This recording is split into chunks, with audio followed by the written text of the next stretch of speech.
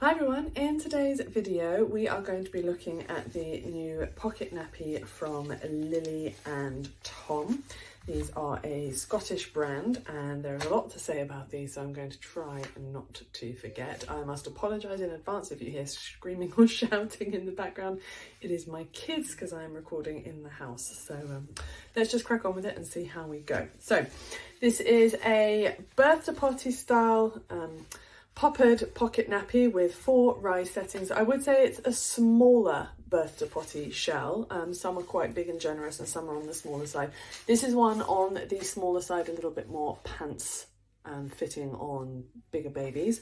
It has an elasticated tummy there for containment. It also has a bit of a tummy panel there.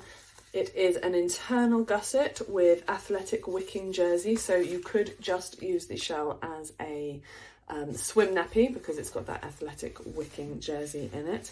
It has got a really nice stretchy back and the leg elastics are very stretchy, so they are going to go up. This nappy does say from 8 to 35 pounds, so going slightly smaller because most birth to potties say 10 to 35 pounds. And on its smallest setting, I imagine that you actually could. We're going to have a look in a moment at different configurations for this. So I'm going to put it down on its smallest rise setting. And remember, when you are putting nappies down on their smallest settings, tuck the excess material back up into the nappy so that it's more towards the tummy rather than down and pointing more in towards the groin. So that's it on its smallest rise setting. And then with its poppers, it's got double poppers there and then a hip fastening popper in the lower position. It does have crossovers on this side here. You can see the crossovers just there. So if I do this up as a standard middle setting, then you will see that the room it creates for the waist is thereabouts the size of a fist. So just going to get that in. So you see that is the hole on its sort of standard smallest crossover setting. So there we go. I say about the size of a fist. But with this, you could actually take it a little bit smaller if you've got a severely dinky waist. So instead of bringing this hip fastener across the middle line, so if you see here is your middle fastener. So instead of taking your main poppers here, you can take them one over, so 2 across from the middle, and then let's take a 2 across from the middle. If you do up the 2 front fasteners, then what you could do is use the hip fastener, just the hip fastener, on the bottom setting here. So you are going to have a little bit of flap there, but at the size baby you're talking about, it's not going to cause an issue because they're not going to be ripping anything out. And then look how dinky that goes. It goes definitely less than my fist. Absolutely dinky little waistline. So if you've got a small waisted baby, this might be a hack well worth a look. So I haven't done up the main tabs. I've taken this fastener 2 across from the middle, and then I've just used the lower hip snap to create a really dinky little tummy. And with the nice bit of back flexion in the elastic there, you're not going to be cinching in and causing discomfort for little babies. Going to have a look at the inserts that come with these, and there are 2. So you've got a slightly smaller hourglass shaped organic bamboo insert, and that's 4 layers of organic bamboo. Now don't be fooled, this feels slimmer and trimmer than some other 4-layer bamboo inserts, but because it is organic in bamboo, organic is thirstier for its size than non-organic. So this is slim, but is still going to be lovely and absorbent. And then you have got a slightly larger hemp cotton insert. This is 3 layers hemp cotton, and this is 4 layers of organic bamboo. So on the smallest settings, you really should only need the organic bamboo insert, and because it has that slight hourglass shape, it's just that little bit more trim fitting. You can get both inserts in if you've got a really heavy wetter.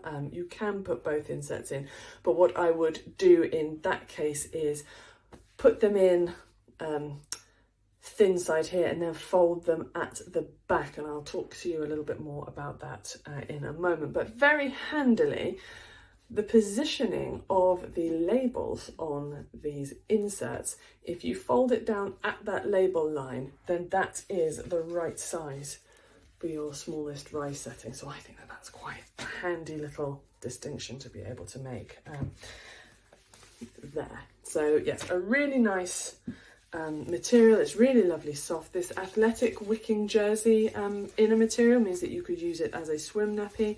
It has got a lot of stretch and flexion in the legs. Because the athletic wicking jersey isn't as naturally soft as some other liners, you may get a little bit of sock marking around here, but it will only be very gentle and it won't be a problem on babies. It'll only just be a little bit of light sock marking. But with this athletic wicking jersey in any of the modern cloth nappies, this can be a thing, so you can see a bit of sock marking there. The nappy itself retails for $18.95 with the inserts, or you can buy it for $13.95 without the inserts, and you can buy these two inserts for, I think they're £2.50 each. So if you have shells that you like but you want to slim down and get nice slim inserts for your pocket nappies, you can buy these at £2.50 each. And again, don't be fooled, organic cotton is lovely and absorbent, so this is slimline but it's still going to work for you. The only little niggle that I have about this nappy is this tummy panel. I think it could just do with being about a centimetre deeper, and I'll show you why. Because you've got this lovely bit of elastic in here to help close up around the tummy, which is lovely, help prevent leaks. However, if you are stuffing this nappy with both of the inserts, and I'm just going to leave it hanging out the bottom, it's just the top bit I want to show you.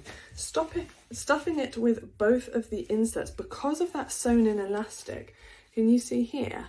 This is the insert and the tummy panel doesn't quite cover it. You're going to have to really fuss about a little bit to make that cover, and then when it's on baby and baby's moving and wriggling around, I think that's going to struggle to be as effective as it could be. So this could just do with being a tiny bit longer.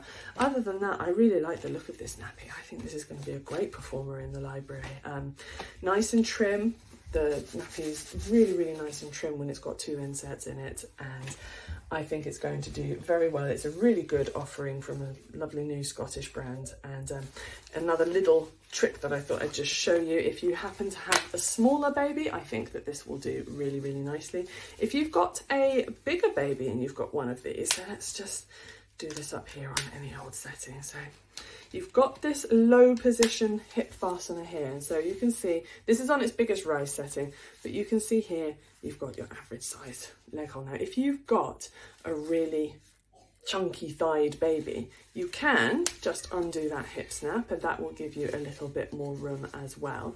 But what you could do is, instead of doing your poppers up on the vertical, you could take the bottom one over one more setting to get a slightly diagonal feel. Leave that hip popper undone, and then you are creating a much bigger space for chunky thighs. So again, I like the look of this nappy. The only thing that I would say is that I would just like to see that tummy panel just an incy bit bigger to help when the nappy is fully stuffed with both inserts. But other than that, I'm really looking forward to seeing how it does in the library.